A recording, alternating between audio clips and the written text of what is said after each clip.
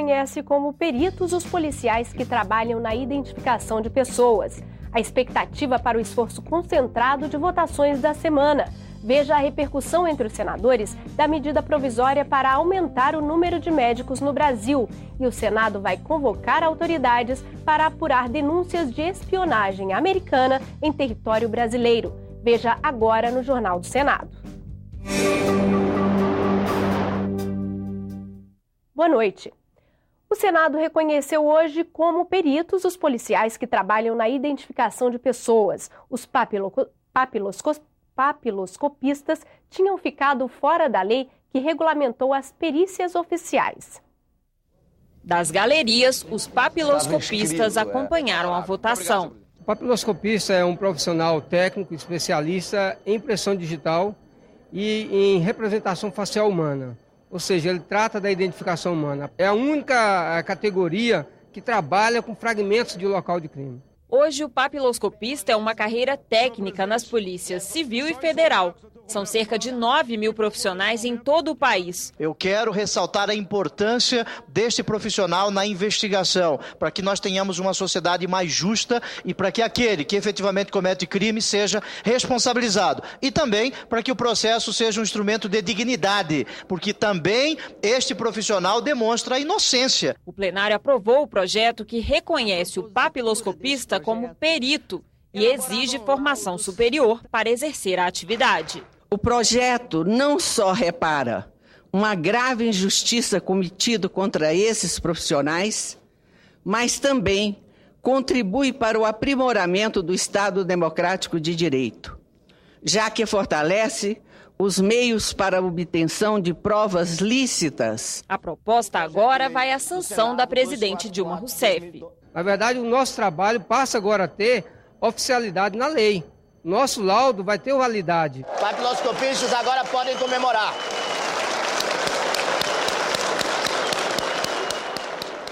O presidente do Senado leu um requerimento do senador Aloysio Nunes sobre o transporte de autoridades em aeronaves da Força Aérea Brasileira. O texto pede esclarecimentos ao Ministério da Defesa sobre o uso dos aviões entre os anos de 2010 e 2013. Renan Calheiros disse que defende a aprovação do requerimento porque os voos da FAB são custeados com dinheiro do contribuinte e por isso é importante que sejam dadas as explicações que a sociedade brasileira está cobrando. O senador Flecha Ribeiro foi designado relator do requerimento que será analisado pela mesa do Senado. Durante a semana, o Senado deve continuar o esforço concentrado para votar matérias da pauta prioritária definida pelos parlamentares, em resposta às manifestações populares ocorridas em todo o país. Semana de trabalho intenso no plenário do Senado. Sessões deliberativas de segunda a sexta, pauta com cerca de 30 itens. Entre eles, o projeto que institui o passe livre para estudantes e também a proposta de emenda constitucional que reduz de 2 para 1 o número de suplentes de senador e que proíbe cônjuges e parentes de ocupar o cargo. Além disso, a Comissão de Constituição e Justiça deve votar na reunião desta quarta-feira a regulamentação da emenda constitucional das domésticas e a PEC que reduz pela metade o número de assinaturas necessárias para projetos de iniciativa popular.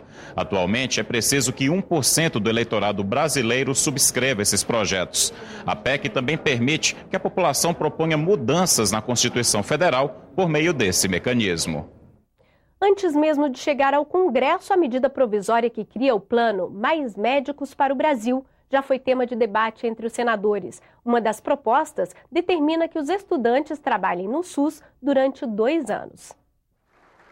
O plano anunciado nesta segunda-feira pela presidente Dilma Rousseff e pelos ministros da Saúde e da Educação tem como objetivo aumentar o número de médicos em atuação no Brasil, de 376 mil para 600 mil profissionais até 2026. Entre as mudanças da medida provisória está a criação de um segundo ciclo no curso de medicina.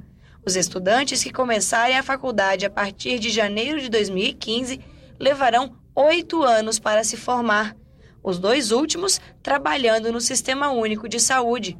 Eles vão receber uma bolsa e terão uma autorização temporária de trabalho. Eles vão atuar na atenção básica. Eles vão ter uma formação muito mais humanizada. e muito mais voltada para a realidade da saúde do povo brasileiro. O Plano Mais Médicos também prevê a oferta de uma bolsa de R$10 mil, mais ajuda de custo para profissionais que queiram trabalhar em regiões carentes de atendimento, como periferias e cidades do interior e das regiões Norte e Nordeste. As vagas que não forem ocupadas por médicos brasileiros deverão ser preenchidas por profissionais de outros países. Esse tema não pode ser um tabu no Brasil, porque não é um tabu em nenhum país do mundo. A Inglaterra, 37% dos médicos que atuam na Inglaterra foram formados fora da Inglaterra. Os Estados Unidos, 25% dos médicos que atuam nos Estados Unidos foram formados fora dos Estados Unidos. E aqui no Brasil, apenas 1,7% dos médicos que atuam no Brasil foram formados fora do nosso país. As medidas anunciadas pelo governo federal repercutiram no Senado. Eu entendo que o governo apresentou um programa muito bem feito, muito bem organizado. Eu creio que ele será o suficiente para nós termos resultados de curto, de médio e de longo prazo na área da saúde. O médico não é verdadeiramente isso que estão querendo pintar, que não se incomoda com a atenção básica, que não quer trabalhar, que não é sensível à dor alheia de forma alguma. Aliás, isso é o motivo maior da nossa profissão. É o motivo maior. Agora, nós precisamos que os profissionais que venham trabalhar no Brasil sejam profissionais qualificados, sejam profissionais que não coloquem em risco a saúde da população. O médico tem que ter, sim, a alternativa de dizer se ele quer trabalhar no setor público ou se ele quer trabalhar no setor privado. Se o médico quiser fazer uma opção pela carreira para atender a população de um município mais longínquo, ele tem o direito de fazê-lo. Tem que ter as garantias, tem que ter salários, condições de trabalho, e acho que é papel do Congresso Nacional trabalhar para aprimorar essa medida provisória que vai ser editada nessa direção. E o Senado vai convocar autoridades americanas e brasileiras para apurar denúncias de espionagem do governo dos Estados Unidos no Brasil. A expectativa é de que os senadores votem os requerimentos de convocação nesta terça-feira na Comissão de Relações Exteriores. As denúncias foram divulgadas pelo jornal O Globo neste fim de semana. Segundo a reportagem, um técnico que trabalhou para a Agência Nacional de Segurança dos Estados Unidos vazou provas de espionagem em ligações telefônicas e e-mail de cidadãos e empresas no Brasil. Em plenário, senadores cobraram a apuração oficial das denúncias. É obrigação do Congresso Nacional averiguar a veracidade de tudo isso. E cabe ao governo brasileiro exigir as explicações, todas as explicações. O Congresso vai ajudar na elucidação desses fatos, para tanto, conta com a Comissão de Controle das Atividades de Inteligência, que foi criada aqui no Congresso Nacional em 1999. A matéria aqui é clara, documentos do NSA, que funcionou em Brasília, pelo menos até 2002, uma das estações de espionagem nas quais agentes da NSA trabalharam em conjunto com a CIA dos Estados Unidos. Nós queremos saber, através de um conjunto de requerimentos que vamos apresentar no dia de amanhã, se foi autorizada a instalação dessa base aqui no Brasil, base da CIA e da NSA. Quero saber se continua até hoje. Em que termos? Acho que era importante não ficar restrito a um debate ao Congresso Nacional. Acho que nós deveríamos, inclusive, extrapolar essas fronteiras para que a gente pudesse fazer esse debate em nível mundial, envolvendo outros organismos, para que, de uma vez por todas, essa apuração tivesse encaminhamento para a gente buscar, não só coibir, como também punir duramente aqueles que praticaram ao longo dos anos uma verdadeira espionagem, não só do ponto de vista de governos, como do ponto de vista, inclusive, da invasão e da privacidade de cada cidadão no mundo afora. Outros senadores também apresentaram requerimentos convocando autoridades brasileiras e estrangeiras para uma reunião extraordinária da Comissão de Relações Exteriores ainda nesta semana. A ideia é estar presente o ministro de Estado da Defesa, o ministro de Estado das Relações Exteriores, o chefe da Agência Brasileira de Inteligência, o ministro-chefe do Gabinete de Segurança Institucional da Presidência da República. Nós estamos também convidando o chefe da missão diplomática no Brasil para que ele possa, presente na Comissão de Relações Exteriores e Defesa Nacional, dar os devidos esclarecimentos sobre esse episódio, que é da maior gravidade, porque o princípio do sigilo, não só a pessoa física como a pessoa jurídica, é uma premissa civilizatória. Eu espero que se encontre uma solução diplomática e que o Brasil, naquilo que nos diz respeito, adote também soluções tecnológicas para bloquear esse tipo de bisbilhotice. Os senadores realizaram uma sessão especial no plenário para homenagear Carlos Marighella. Ele foi um dos líderes do antigo Partido Comunista Brasileiro e um dos principais organizadores da luta armada contra a ditadura. Marighella deixou o PCB e fundou a Ação Libertadora Nacional para se juntar à revolução contra o regime militar. Ele foi morto na noite de 4 de novembro de 1969 em uma emboscada na capital paulista, feita por agentes do Departamento de Ordem Política e Social, o DOPS. A homenagem é uma iniciativa do senador João Capiberibe, que foi integrante da Ação Libertadora Nacional. A democracia nesse país custou enormes sacrifícios, custou vidas, e que a democracia não chegou, não aconteceu no nosso país por um desejo das elites, aconteceu pela vontade do povo e principalmente daqueles que ousaram lutar com os meios que dispunham. O Carlos Marighella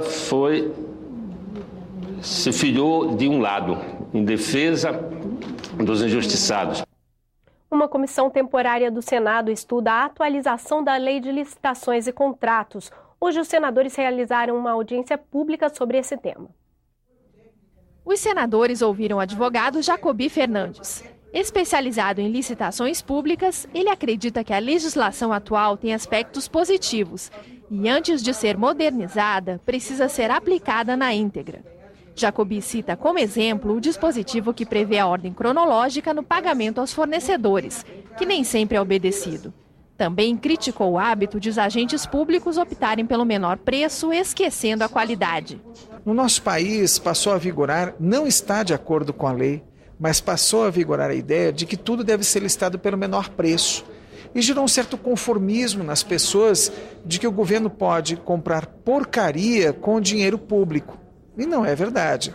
Jacoby sugeriu também a consolidação das normas federais que tratam de licitações. Nós hoje temos a impressionante marca de 180 normas sobre licitação. Então, o servidor público que vai para esse desafio de licitar, ele deveria conhecer pelo menos 180 normas de âmbito federal para executar seu serviço, que é praticamente impossível. A comissão foi instalada em junho e deve encerrar os trabalhos no fim de outubro. É presidida pelo senador Vital do Rego e tem como relatora a senadora Cátia Abreu. A Comissão de Direitos Humanos fez um seminário sobre a encíclica Paz na Terra, escrita pelo Papa João XXIII. O documento completa 50 anos em 2013 e, na avaliação de especialistas, continua atual.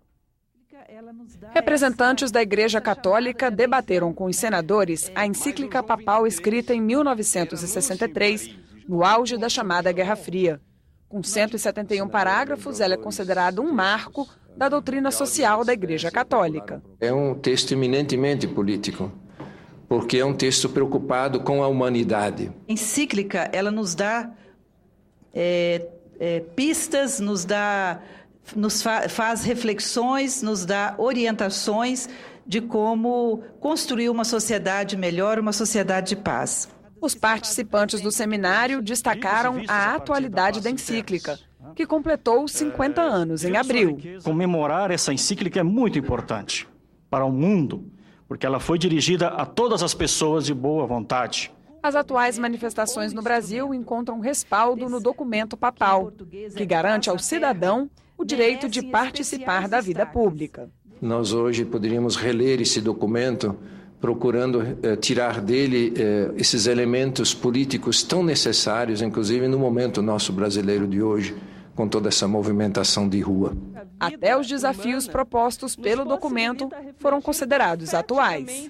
O reconhecimento dos direitos dos trabalhadores e trabalhadoras à ascensão econômica, social e cultural. E, de maneira muito especial, a promoção da dignidade da mulher e de seus direitos no âmbito familiar e social e de seu ingresso na vida pública. Na página da TV na internet você pode rever as principais reportagens desta edição. O Jornal do Senado termina aqui. Uma boa noite e até amanhã.